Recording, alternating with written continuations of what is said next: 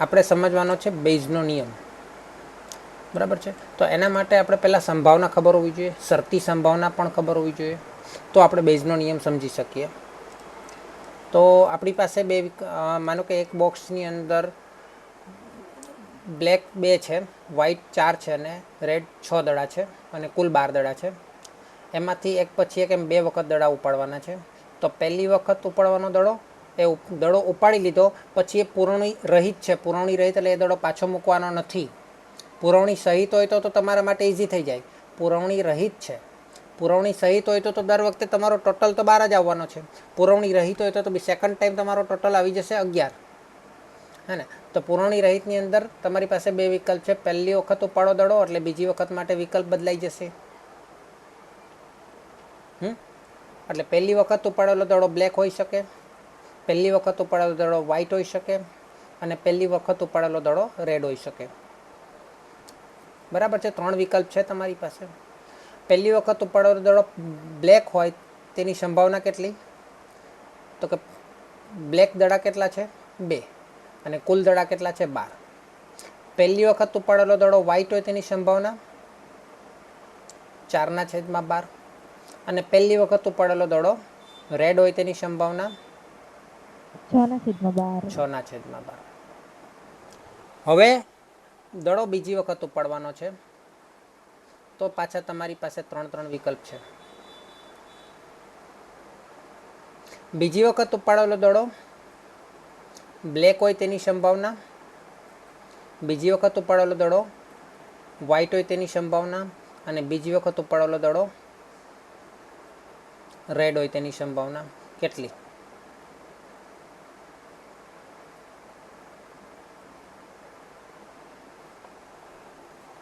તો કે આ જે બીજી ઘટના છે પહેલી ઘટના પર આધારિત છે. કે પહેલી ઘટનામાં જો ઉપાડેલો દડો પહેલી વખતનો બ્લેક હોય તો બ્લેક દડો એક ઘટી જશે, 2ની જગ્યાએ 1 થઈ જશે. બરાબર છે. 2ની જગ્યાએ 1 થઈ જશે કે નહીં? હે ને. એટલે પહેલાનો જવાબ આવશે 1/. કુલ દડા તો 11 થઈ જવાના, કારણ કે 1 દડો ઓછો થઈ ગયો એટલે.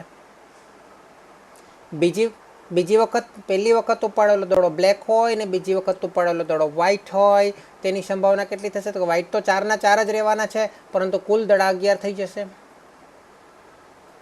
પહેલી વખત ઉપાડેલો દડો બ્લેક હોય ને બીજી વખત ઉપાડેલો દડો રેડ હોય તો રેડમાં તો કોઈ ફરક નથી પડવાનો, 6/6 જ રહેવાનો છે, પણ કુલ દડા 11 થઈ જશે. એ જ રીતે જો પહેલી વખત ઉપાડેલો દડો વ્હાઇટ હોય તો પાછા એની અંદર 3 વિકલ્પ, એટલે કુલ 9 વિકલ્પ બને.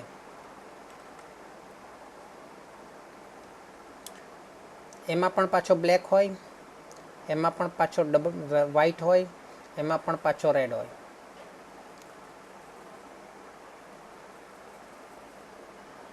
ચલો, પહેલી વખત ઉપાડેલો દડો વ્હાઇટ હોય અને બીજી વખત ઉપાડેલો દડો બ્લેક હોય તેની સંભાવના માટે બીજી વખત ઉપાડેલા દડાની સંભાવના કેટલી? તો કે વ્હાઇટ પહેલી વખત ઉપાડે તો બ્લેક તો 2/2 જ રહેવાના છે, પરંતુ બીજી વખત કુલ દડા 11 થઈ જશે. અહીંયા વ્હાઇટ 1 ઓછો થઈ જશે એટલે 4માંથી 1 3 થઈ જશે, એટલે 3/11 થશે. અને અહીંયા રેડ ઓછા થઈ જશે 1, એટલે 6 રેડ પૂરતા રહેશે એટલે 6/11 રહેશે. અને એ જ રીતે રેડમાં 3 વિકલ્પો બ્લેક, વ્હાઇટ એન્ડ રેડ.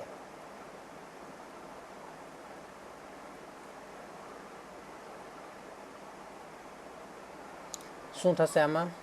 2/11, 4/11 અને 5/11. એમ આઈ રાઈટ? હવે મને એમ કહો કે પી ઓફ આર તમને કોઈ પૂછે, પી ઓફ આર એટલે શું? પી ઓફ આરની કિંમત કેટલી? તમે શું કહેશો? પી ઓફ આરની કિંમત કેટલી?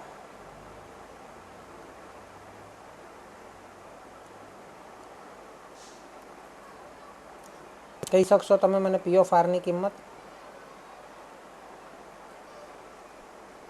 કે દડો રેડ આવે તેની સંભાવના કેટલી? સોરી, અહીંયા હું જરા ચેન્જ કરી દઉં. આ 1 છે પહેલી વખત ઉપાડેલો છે એટલે બધામાં 1 નંબર આપું છું, અને બીજી વખત ઉપાડેલો દડો છે એટલે 2 નંબર આપું છું, કારણ કે બંનેને પણ અલગ અલગ બતાવવા પડશે ને. એટલે પી ઓફ R2 જોઈએ છે આપણે, તો પી ઓફ R2 કેટલું કોઈ કહી શકશે? દડો રેડ આવે તેની સંભાવના જોઈએ છે. પછી એ પહેલી વખતમાંથી હોય કે બીજી વખતમાંથી હોય કે ત્રીજી વખતમાંથી હોય, આપણને કંઈ લેવા દેવા નહીં. ગમે તેમાંથી હોય મારે, એટલે કે સોરી, પહેલી વખત, બીજી વખત, ત્રીજી વખત નહીં, એ તો બીજી વખતમાંથી જ હોવો જોઈએ દડો. R2 જોઈએ છે આપણે. પરંતુ એ પહેલી વખત એમાં બ્લેક આવ્યો હોય, પહેલી વખત વ્હાઇટ આવ્યો હોય કે પહેલી વખત રેડ આવ્યો, આપણને કોઈ એની સાથે નિસ્બત નથી. આપણે બીજી વખતનો દડો રેડ જોઈએ છે. આનો જવાબ કોઈ આપશે?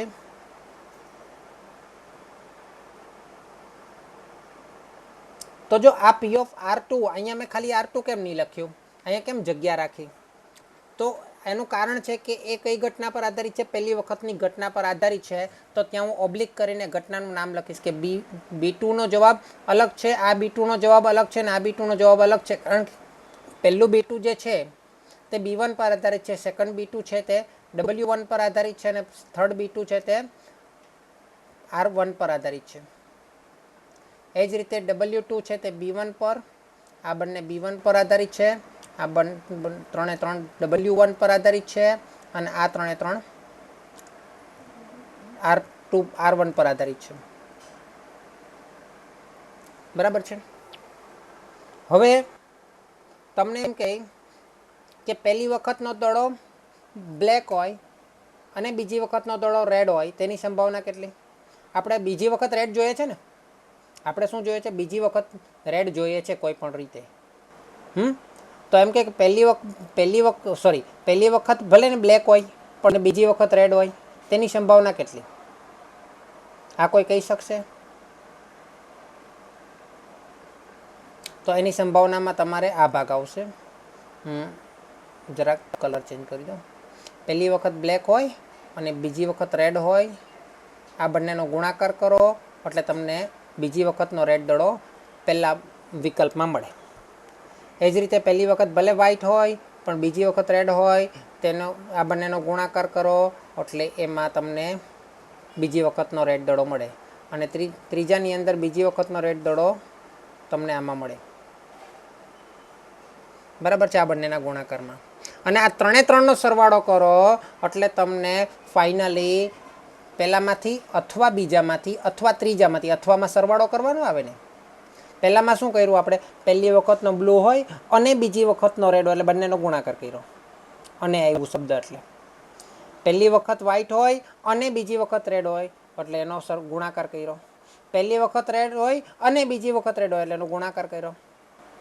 અને હવે પહેલી વખતનો બ્લેક હોય અને બીજી વખતનો રેડ હોય, અથવા પહેલી વખતનો વ્હાઇટ હોય અને બીજી વખતનો રેડ હોય, અથવા પહેલી વખતનો રેડ હોય અને બીજી વખતનો રેડ હોય, અથવા વચ્ચે આવ્યું એટલે શું આવે? સરવાળો આવે. યાદ આવ્યું કંઈ?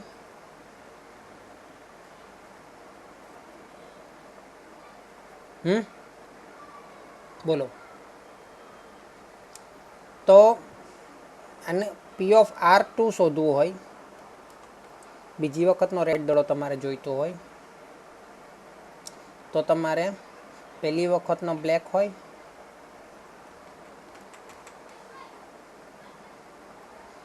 અને એટલે ગુણાકાર, બીજી વખતનો રેડ હોય, પહેલી વખતનો બ્લેક હોય અને બીજી વખતનો રેડ હોય એટલે, અથવા પહેલી વખતનો ભલે ને વ્હાઇટ હોય પરંતુ બીજી વખતનો રેડ હોવો જોઈએ,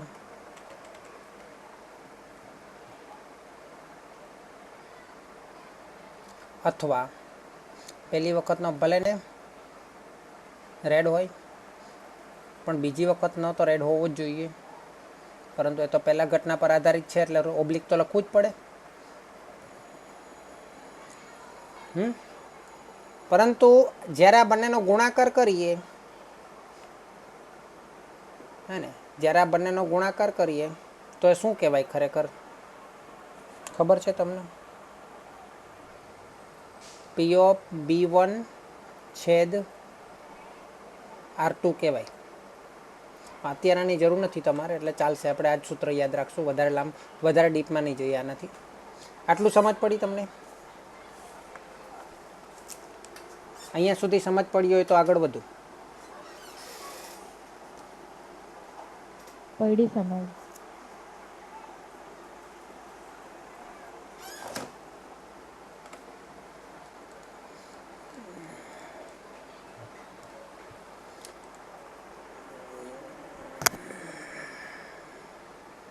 એક આપણે જરા નાનું લઈએ, એટલે A1 નામની ફેક્ટરી છે અને એક A નામની ફેક્ટરી છે અને એક B નામની ફેક્ટરી છે. A નામની ફેક્ટરીની અંદર સ્ક્રૂ ખરાબ હોવાની સંભાવના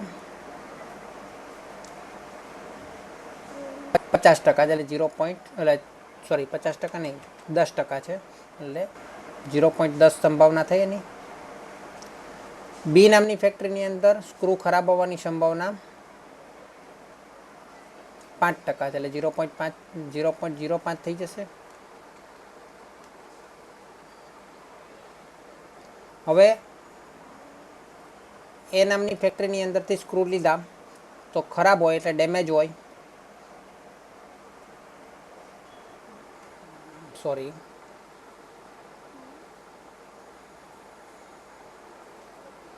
પેલા તો છે ને, ચલો કંઈ વાંધો નહીં, આપણે આવું કરીએ કે A નામની ફેક્ટરીમાંથી આપણે અમુક સ્ક્રૂ લીધા. સમજ લો કે 50% સ્ક્રૂ આમાંથી લીધા અને 50% સ્ક્રૂ આમાંથી લીધા.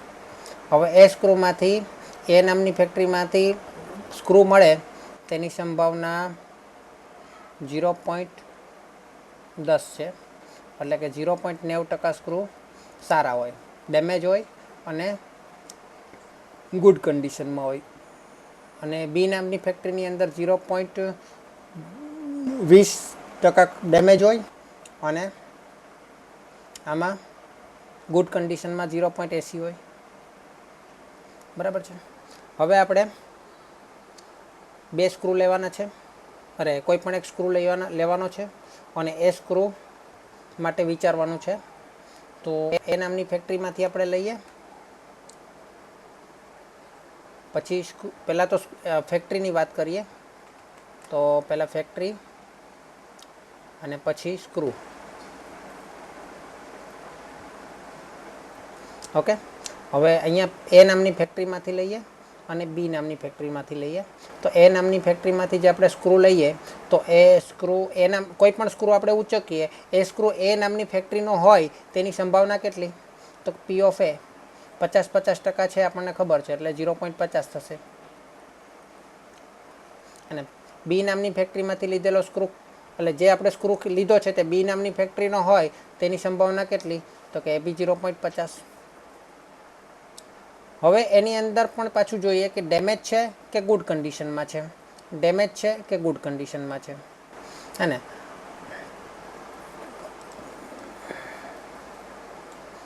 તો ડેમેજ છે અથવા તો ગુડ કન્ડિશનમાં છે, ડેમેજ છે અથવા તો ગુડ કન્ડિશનમાં છે. હવે ડેમેજ છે તો ડેમેજ હોય, કોઈ એક સ્ક્રૂ ડેમેજ છે અને પાછો તે A નામની ફેક્ટરીમાંથી લીધેલો છે, હે ને? એ ઘટનાની સંભાવના કેટલી? તો P ઓફ D, પરંતુ એ ફેક્ટરીમાંથી લીધેલો છે એટલે ઓબ્લિકમાં એ લખવું પડે. એ ખાલી લખવા પૂરતું જ છે, P ઓફ G, અને ઓબ્લિકમાં એ લખવું પડે કારણ કે એ ગુડ કન્ડિશનમાં છે પણ એ નામની ફેક્ટરીમાંથી લીધેલો સ્ક્રૂ છે, અને આની સંભાવના કેટલી? 0.10. આની સંભાવના 0.90. હવે P ઓફ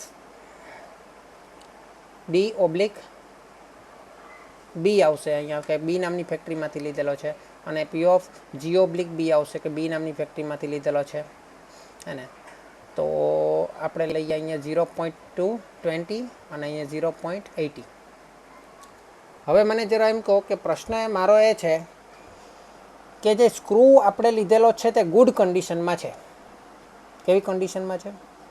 ગુડ કન્ડિશનમાં. બરાબર છે. તો ગુડ કન્ડિશનમાં છે એની સંભાવના જોઈએ છે આપણે, તો કઈ રીતે મળશે?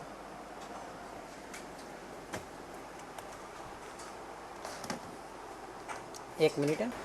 હેલો, પહેલાં તો સવાલ એમ કહું કે તમને ફેક્ટરી એમાંથી લીધેલો હોય અને એ ડેમેજ કન્ડિશનમાં હોય તેની સંભાવના કેટલી? તો કે આપણે ઓલ ઓવર જોવાનો છે કે કોઈ પણ સ્ક્રૂ આપણે લીધો એ સ્ક્રૂ એ નામની ફેક્ટરીનો પણ હોય અને ડેમેજ કન્ડિશનમાં પણ હોય તેની સંભાવના કેટલી? તો કે એ નામની ફેક્ટરીની અંદર ડેમેજ કન્ડિશનમાં 0.10 હોય, બરાબર છે. પરંતુ એની કુલ સંભાવના કેટલી થાય? તો ઓલરેડી 50 તો છે જ, 0.50. એમાંથી આપણે પાછું 0.10 કરવાનું ને. 0.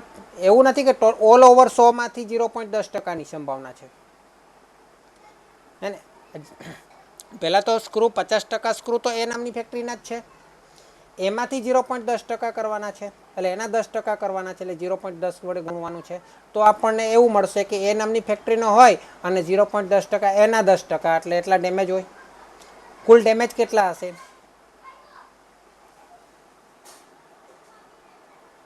માની લો કે એ અને બી મળીને કુલ 10,000 સ્ક્રૂ છે, તો એ અને બી મળીને કુલ ડેમેજ સ્ક્રૂ કેટલા છે એ મને ખાલી કહી શકો તમે? એ અને બી મળીને કુલ ડેમેજ સ્ક્રૂ કેટલા હશે?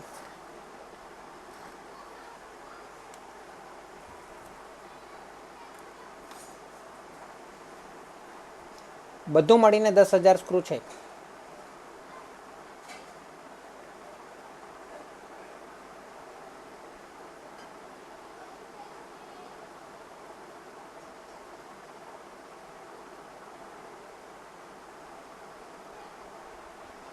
બધું મળીને 10,000 સ્ક્રૂ છે.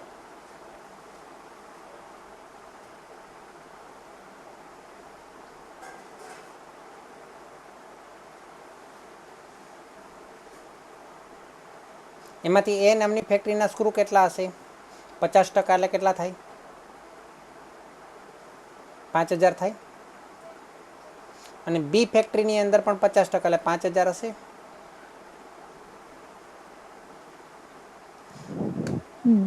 હવે મને એમ કહો કે એ ફેક્ટરીમાં 5,000 સ્ક્રૂ છે, એ 5,000માંથી ડેમેજ કેટલા હશે?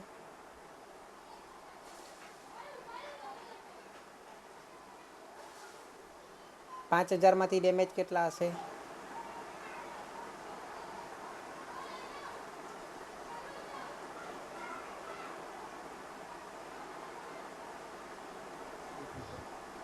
પાંચ હજારના 10% કરો. 500. 500 હોવા જોઈએ. હા. મારી કંઈક ભૂલ થાય લાગે છે. હા, 500 બરાબર. અચ્છા, હવે બાકીના કેટલા? 4,500. ઓકે, હવે 5,000 છે, એ 5,000ના 20% ડેમેજ કરો. 90%. ડેમેજ. 4500 આવે ને? હા, એટલે આવી ગયા ને 4500. હવે 5,000ના 20% કરો. આ 1,000. અને આ કેટલા આવશે?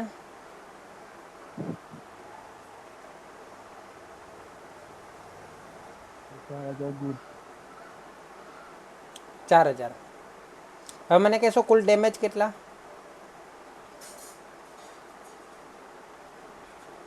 1,500. 1,500. અને કુલ સારા કેટલા? હવે મને કહેશો ખાલી ડેમેજની સંભાવના કેટલી? ખાલી ડેમેજ હોવાની સંભાવના કેટલી? 1,500ના છેદમાં 10,000 થાય કે નહીં સંભાવના ડેમેજ હોવાની?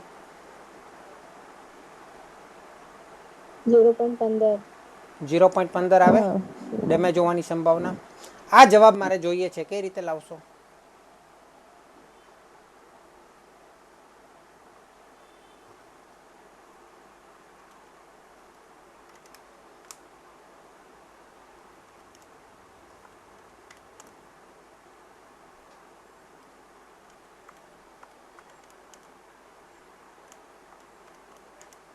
આ જવાબ મારે જોઈએ છે.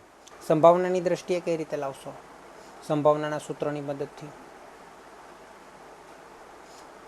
તો હું તમને કહી દઉં ફરીથી કે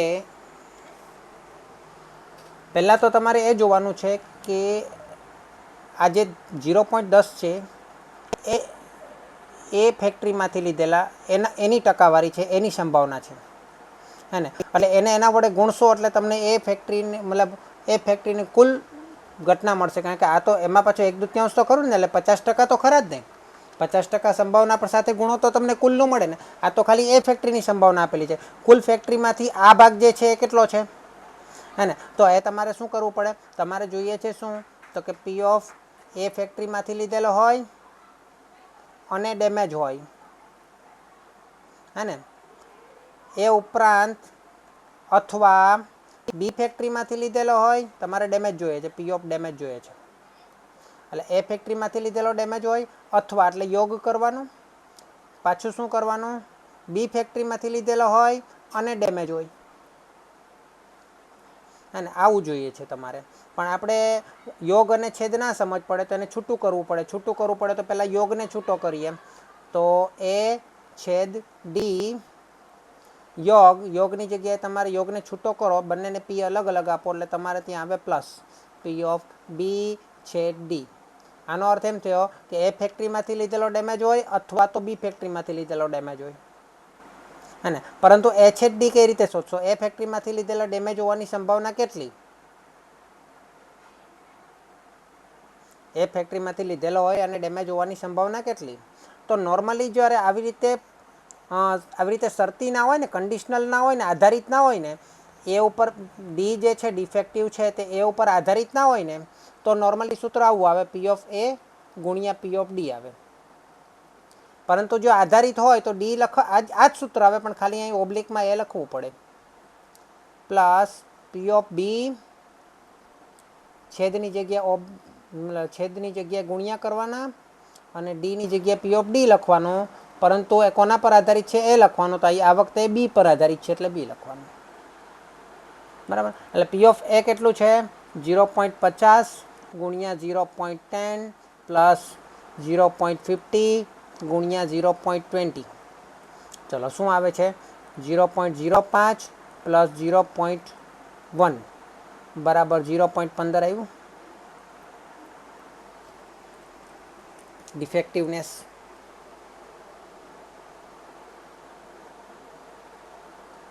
જે આપણે અહીંયા પ્રેક્ટિકલી મેં તમને બતાવ્યું 0.15. આમાં સમજ પડી? હા સર. હરીનભાઈ તમને બરાબર છે. તો મેઇન વસ્તુ આ છે કે તમારે આ બધું ઉપરનું છેદ ને યોગ ને એવું બધું કશું હાલમાં યાદ રાખવાની જરૂર નથી. તમારે ખાલી આટલું યાદ રાખવાનું છે, આટલા જેટલા પણ આવા હશે, પી ઓફ એ ગુણ્યા P of D oblique A, P of B ગુણ્યા P of D oblique B, P of C ગુણ્યા P of C of D oblique C, એ બધાનો સરવાળો કરી દેવાનો જો તમારે પી ઓફ ડિફેક્ટિવ જોઈતો હોય તો. અચ્છા, પી ઓફ ગુડ્સ જોઈતો હોય તો શું કરવાનું, પી ઓફ એ ગુણ્યા P of D oblique A, good oblique A, good oblique A plus P of B ગુણ્યા P of good oblique B. ત્રીજી ફેક્ટરી હોય તો પી ઓફ સી ગુણ્યા P of C oblique D B, good oblique C. આ સમજ પડી? ચોથું હોય તો એ પણ લખવાનું હે ને. તો આપણને પી ઓફ જી મળે. શું મળે?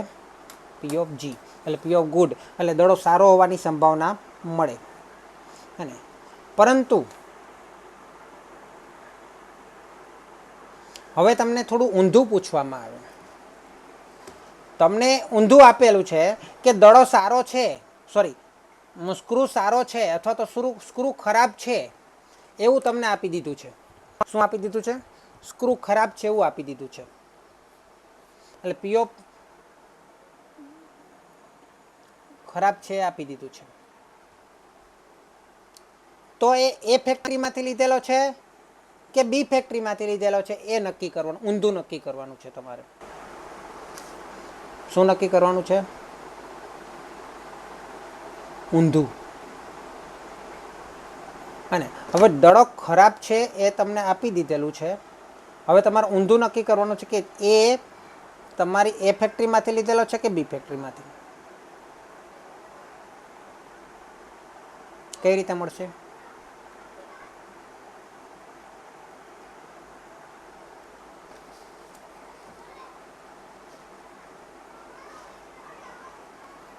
એને કહેવાય છે બેઝનો નિયમ. એનું જે સૂત્ર છે તેને કહેવાય છે બેઝનો નિયમ.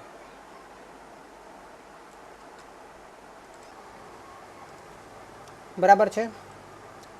એટલે તમારે પી ઓફ એ ગુણ્યા પી ઓફ ડી, તમારે એ છેદ પી ઓફ એ છેદ બી ના છેદમાં પી ઓફ ડી, એટલે એ છેદ ડી એટલે પી ઓફ એ ગુણ્યા પી ઓફ ડી ઓબ્લિક એ છેદમાં પી ઓફ ડી. એટલે તમારે કરવાનું શું છે, આ રીતનું જે મેં ટેબલ બનાવ્યું ને, ટ્રી બનાવ્યું ને, એવું ટ્રી બનાવવાનું.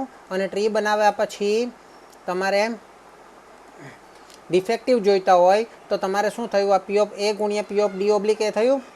એ શું થયું તો કે આ ભાગ થયો. જો પી ઓફ એ ગુણ્યા પી ઓફ ડી ઓબ્લિક એ, એટલે આ ભાગ થયો, ખાલી એકલો થયો. પી ઓફ એ ગુણ્યા પી ઓફ ડી ઓબ્લિક એ એટલે 0.50 ગુણ્યા 0.10 થયો. એટલે 0.50 ગુણ્યા 0.10. અને છેદમાં આપણે શું કર્યું, પી ઓફ ડી હોય તો પી ઓફ ડી કેટલો મળ્યો? 0.15. હવે મને કહો ઉપર અંશમાં શું આવશે? 0.50 ગુણ્યા 0.10 એટલે 0.05 ના છેદમાં 0.15. હવે આનો જવાબ શું આવશે મને કહેશો? 0.33. 0.33 આવે. હા, હવે મને કહો જોઈએ કે આપણે જે પેલા 500 છે, આ 1500 છે, એમાંથી એમાં હોય તેની સંભાવના કેટલી? એ ઘટનામાંથી મળે તેની સંભાવના કેટલી? તો કે 500 ના છેદમાં 1500 થાય. તો 500 ના છેદમાં 1500 થયા તો એનો જવાબ શું આવે છે? જો 1 ના છેદમાં 3 અથવા તો 0.33 આવ્યો. હવે આ જ વસ્તુ તમને પહેલા દાખલામાં બતાવી દઉં કે તમને કદાચ મોટો દાખલો પૂછાય. તમને એમ કે રેડ દડો હોય તેની સંભાવના કેટલી? તો તમારે આ બધાનો ત્રણેયનો સરવાળો કરવાનો. આ બ્લુ વાળું, આ બ્લુ વાળું ને આ બ્લુ વાળું, ત્રણેયનો સરવાળો કરો એટલે તમને પી ઓફ આર મળે. બરાબર, R2 મળે. બીજી વખત લીધેલો દડો રેડ હોય. બરાબર છે. પણ તમને એમ કે બીજી વખત લીધેલો દડો રેડ છે, એટલે આ ત્રણનો સરવાળો આપી દીધેલો છે. એમાંથી તમને એમ કે એમાંથી પહેલી વખત ઉચકેલો દડો બ્લુ હોય તેની સંભાવના કેટલી? અથવા તો એમ કે બીજી વખત ઉચકેલો દડો રેડ છે, પરંતુ પહેલી વખત ઉચકેલો દડો પણ રેડ હોય તેની સંભાવના કેટલી? અથવા એમ કે બંને વખતના બંને દડા રેડ હોય તેની સંભાવના કેટલી? તો શું કરો? તો તમારે આ વસ્તુ જે આવી છે ને, ત્રણેયનો સરવાળો, આ ત્રણેયનો સરવાળો એ છેદમાં જશે. આટલું લાંબુ લખવું પડશે, અથવા તો પહેલાં શોર્ટમાં લખી દેવાનું R2. બરાબર. પછી આ ત્રણમાંથી એક જ લખવાનું છે. આ ત્રણ લખ્યા છે ને, એમાંથી આપણે કયો જોઈએ છે? પહેલી વખત લીધેલો દડો બ્લુ હોવો જોઈએ તેની સંભાવના જોઈએ છે, વ્હાઇટ હોવો જોઈએ તેની સંભાવના જોઈએ છે, કે રેડ હોવો જોઈએ તેની સંભાવના જોઈએ છે? તે ઉપર લખી દેવાનું. કયો જોઈએ છે બોલો કોઈ એક. માનો કે રેડ છે, બંને દડા રેડ છે એમ પૂછ્યું, એટલે ઉપર હું લખી દેવાનું? પી ઓફ R1 ગુણ્યા પી ઓફ R2 છેદ ઓબ્લિક R1. એટલે આ તમારો બેઝનો નિયમ થયો. અને આના પરથી એમ મળે કે બીજી વખત ઉચકેલો દડો રેડ હોય તો પહેલી વખત ઉચકેલો દડો પણ રેડ હોય તેની સંભાવના શોધો. અથવા એમ કે બીજી વખત ઉચકેલો દડો વ્હાઇટ હોય, હા ને, તો પહેલી વખત ઉચકેલો દડો બ્લુ હોય તેની સંભાવના શોધો. અથવા એમ કે તમને જે સ્ક્રૂ જે મળ્યો છે તમને તે ગુડ કન્ડિશનમાં છે, સ્ક્રૂ જે મળ્યો છે તમને તે ગુડ કન્ડિશનમાં છે, તો એ પહેલી વખતમાં એ ફેક્ટરીમાંથી હોવાની સંભાવના કેટલી? 0.33 આપણે હમણાં જ જોઈતું. બી ફેક્ટરીમાંથી હોવાની સંભાવના કેટલી? અચ્છા, ગુડ છે ને, ગુડ કન્ડિશનમાં છે ને, સોરી માય મિસ્ટેક. ગુડ કન્ડિશનમાં છે એટલે આપણે પહેલાં બંનેના ગુડની સાથેનો ગુણાકાર કરી દઈએ. એટલે આપણે બ્લુ લાઇનમાં કરી દઉં છું મેં. ગુડ છે કન્ડિશનમાં, એટલે એક તો ગુડમાં આ હોઈ શકે, અથવા ગુડમાં એની આગળનું તો સાથે લેવાનો જ આ હોઈ શકે. એટલે હવે આ બંનેનો ગુણાકાર કરો. 0.5 ગુણ્યા 0.9. અથવા તો આપણે ગુણાકાર નથી કરવો, આપણે ડાયરેક્ટ આપણે કિંમત પેલું જ લખીએ. પી ઓફ એ ગુણ્યા P of G oblique A plus, હવે આ પ્લસ સરવાળામાં લખવાનું, પી ઓફ બી ગુણ્યા P of G oblique B આ છેદમાં ગયું. અંશમાં શું કરવાનું? અંશમાં તમને જેની સંભાવના પૂછી હોય તે લખી દેવાનો. એ ફેક્ટરીમાંથી હોય તેની સંભાવના પૂછી છે કે બી ફેક્ટરીમાંથી. માની લો કે બી ફેક્ટરીમાંથી હોય તેની સંભાવના કેટલી? તો પી ઓફ બી ગુણ્યા પી ઓફ G ઓબ્લિક બી. સમજ પડી? આગળ કાલે આપણે દાખલા ગણશું આના.